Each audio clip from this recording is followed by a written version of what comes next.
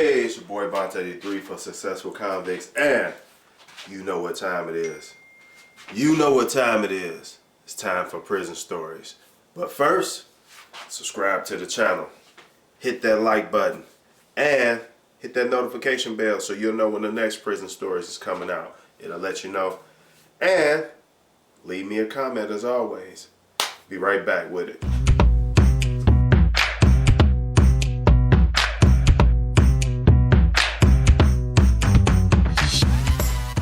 Hey, it's your boy Bont83 for Successful Convicts, and today's prison story is brought to you by successfulconvicts.com. Make sure you check out the website. It's not all the way up to par, but it is there, and some stuff on there for you to read. So, today's prison story is when I had to steal on somebody. For those of you who don't know, steal on means the hit. Okay.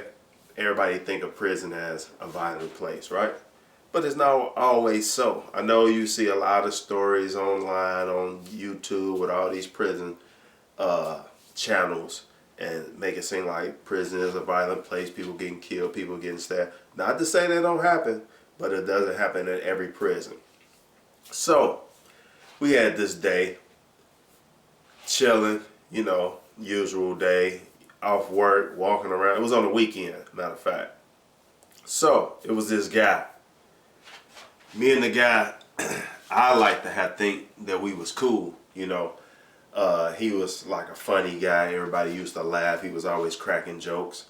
And I hung around him, and the more I hung around him, I saw that a lot of the reason he was cracking those jokes was because he was very ignorant. And let me clear up what I mean by ignorant.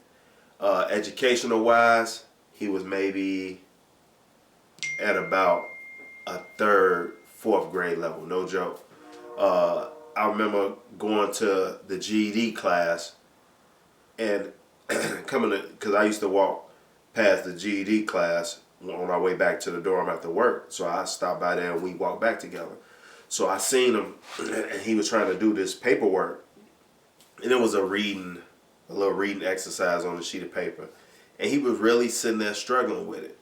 So anyway, long story short, he wasn't that bright educational wise. Maybe street wise he was a little bit smarter, but hey, how smart can you be when you wind up in prison, myself included?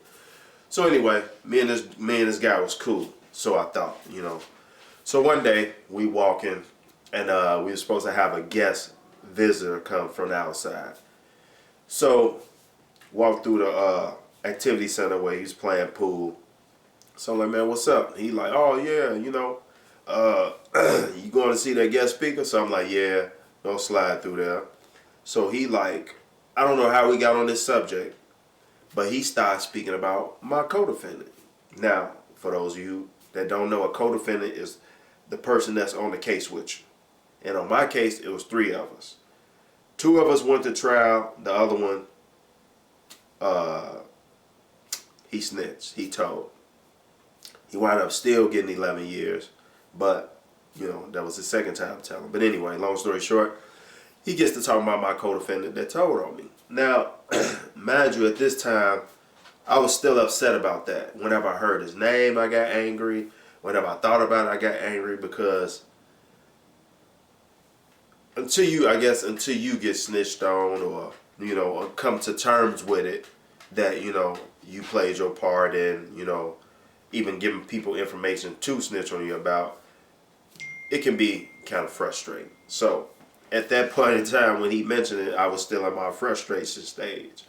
So he kept going. Oh man, you know, when you see him, when you get out, you know, and I guess he was trying to be funny, but that wasn't something that I played about. I didn't crack jokes about that. So he was like, oh, you know, when you see him, man, y'all gonna hug and stuff like that. Excuse me. So I'm like, hug him? I'm like, you need to worry about what your co-defendant's gonna do when they see you. I said, matter of fact, because like I said, this time I'm fully heated. I say, you know what? Let's go see your PSI. Now at the time, PSI still, you can get your own PSI. PSI stands for pre-sentencing investigation, or it's the pre-sentencing investigation report. So, and it tells everything about your case, what you was charged with, you know, the elements of it, you know, and the most important part, it has in there if you cooperated. So I'm like, let's go see your paperwork. So, oh man, you know, so I'm like, nah, let's go see your paperwork. Because, oh, this is what he said. He said, oh man, come on man, you tripping, man. Everybody know you got a Rule 35. I'm like, Rule 35? Now, Rule 35 is a way to get back in court.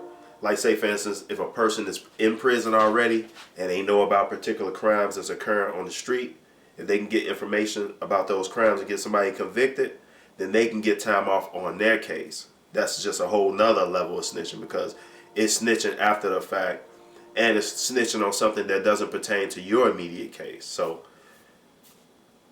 that's what got me real hot, where I wanted to fight.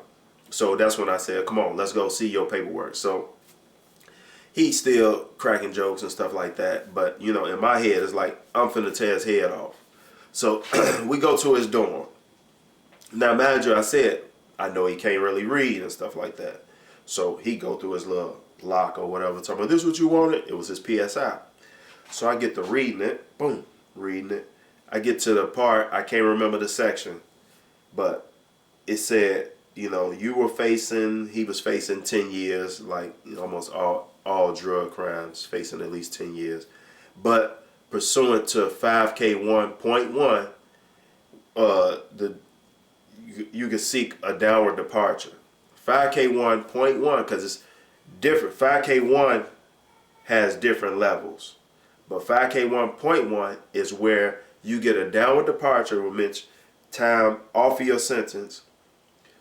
You get a downward departure for cooperating. Man, I read that. I said, hey, you mind if I read this out loud? So he like, go ahead. Because like I said, he couldn't really read. So as I'm reading it, and then when I read the downward departure part, I threw his paperwork in his face and I stole him. Bam. So he like, oh man, what? So I'm like, he said, quit playing. So I said, oh, you think I'm playing? Gave him a left. Bam. So he walking around, because mind you, I'm by the door. So he in the room, and he walking around like, oh man, all right. So I'm like, so what you want to do? What you want to do? Now, that by that time, other people that was in the rooms around, they came over there like, man, what's going on? I'm like, man, this dude calling me a snitch, and he hot as hell. His paperwork, he got in his paperwork. So you know what I did? Me being diplomatic, I said, hey, check this out. This is what we finna do. I said, because I'm not going to be one of those types that read your paperwork, beat your ass, and don't show you mine. I said, come on, we finna go to my dorm and we finna read my paperwork. So as we walk into my dorm, I tell him, I said, man, look, I done kicked it with you. I ain't never, laughed at you. I offered to, because he used to talk on the phone a lot. I told him I even offered to help you write letters so you don't use the phone as much. You know what I'm saying? I befriended you wholeheartedly, and you gonna basically call me a snitch? Like, man, I don't play like that, man. So I tell him, well, first of all, don't ever show nobody your paperwork again.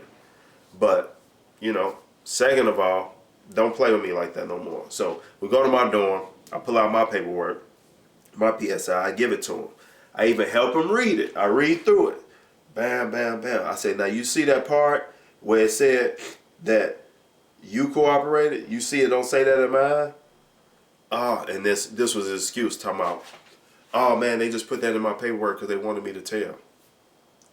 Like I told them, they want everybody to tell. And they don't just put that in your paperwork because it can get you hurt.